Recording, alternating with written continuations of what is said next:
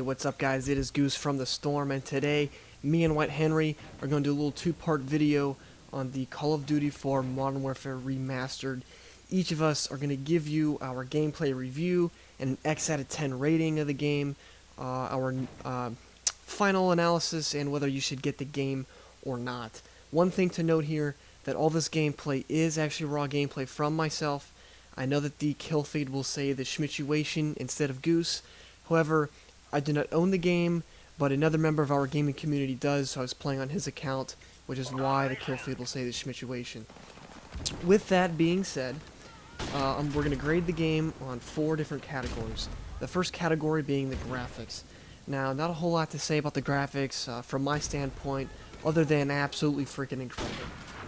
I love the graphics of this game. I always did, even back in 2007, and now that they remastered it, to me it looks even more colorful. I realize that this map is kind of a bad example, except for the lights and the buildings in the background. There's still some pretty good color to it, but if you look at other maps like Crash and Overgrown, loaded with color, it looks fantastic. I gotta give the graphics a great 9 out of 10 rating. Moving on to the weapon mechanics.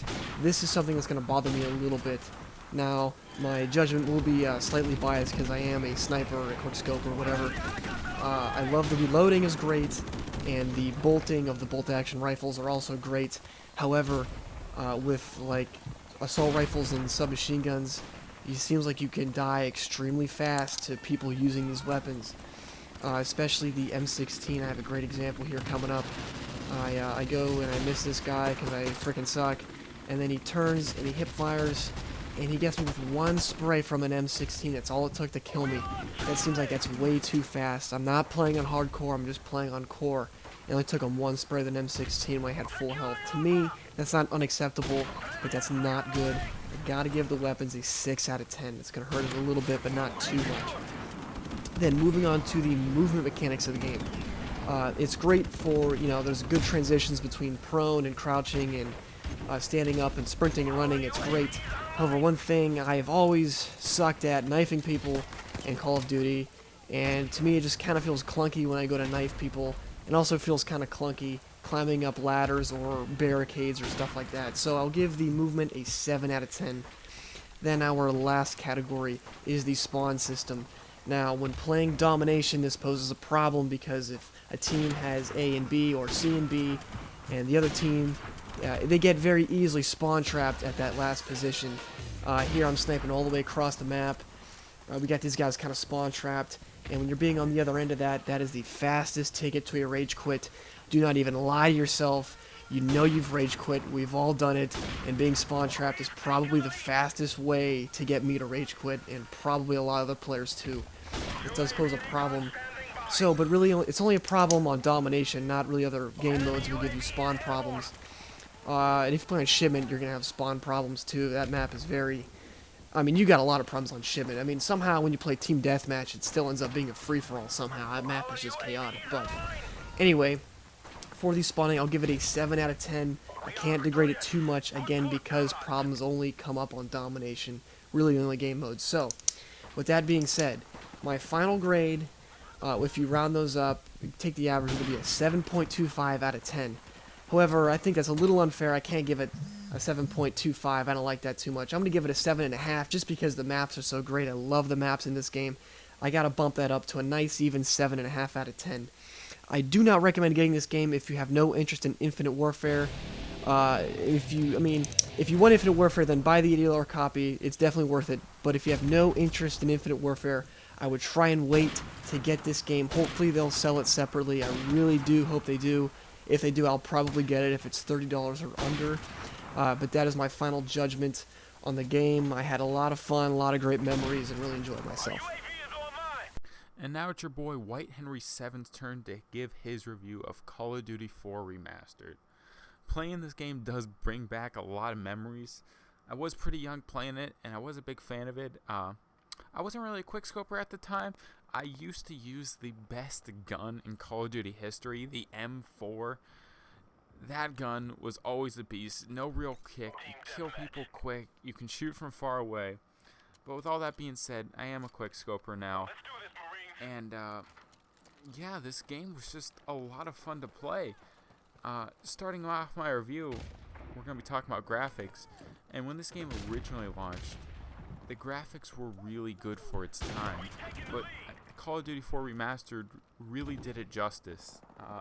The graphics look even better. Just the visuals, the grass, the background, everything just seems visually appealing and attractive. So I'm going to give graphics a 9 out of 10. Moving on, we're going to look at weapon mechanics. The weapon mechanics, for the most part, feel the same. The reloading actually feels really smooth and nice. The shooting feels original. Everything feels original. The only one complaint I would have about weapon mechanics is that assault rifles seem to kill you quicker than normal. I know back in the original version they did kill you quick, but in this version they really seem to kill you a lot faster. Whenever you're going up someone with an M16, if they're relatively close to you, it's only going to take one burst, even to the hip or to the side or even on the lower part of the body. Whereas they're farther away, it could take one clip, but it might even take 2 clips. The gun just seems to be a little OP in that aspect, and I tend to die very fast with assault rifles. But overall, I'm going to be giving the weapons an 8 out of 10. Now on to the movement mechanics. This is probably the worst part of the game for me. It just feels kind of slow and clunky. Crouching to kneeling feels fine, but running around and trying to knife people every now and then, it just feels clunky, because sometimes you'll try and knife people and you do the animation of actually stabbing somebody, but you don't get the kill and they actually just run around you and shoot you. So I'm going to be giving the movement mechanics a solid 6 out of 10. Now on to the spawn system. The spawn system is fine, except if you're playing Domination, because you can have a problem with Domination of getting spawn trapped. Now, I know you have this problem in other Call of Duties, but in this one, there's not too many spawns for Domination. So if you're playing with not so good teammates, you can easily get pushed back and you have nowhere to go at all. And I did rage quit about once or twice because I was with bad teammates and we did get spawn trapped fairly easy, especially on maps like Bog. That's a pretty easy map to spawn trap someone. And for some reason, they allowed Freight to be able to play, or sorry, not Freight, Shipment. They allowed Shipment to be able to play with 6-on-6. And as you know, that map is very small. So 12 people on one map is just chaotic. I'm playing Domination 6-on-6 on Shipment. I mean, guys are spawning behind me, in front of me, to the side of me. I spawn, a guy's staring at me with a shotgun. It's just chaos. You're just shooting whoever you can, your own teammates. It doesn't matter. You're just chucking grenades.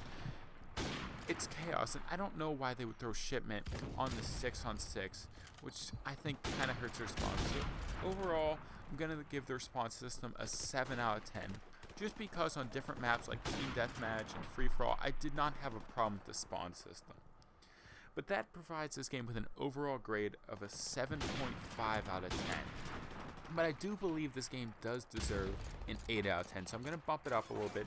And I'm going to bump it up because the maps are really good. They were really good back in the day. They're obviously the same maps, and they're still really good now. They're a lot of fun to play. There's some sniping spots. There's some corners. There's some places to run around with assault rifles.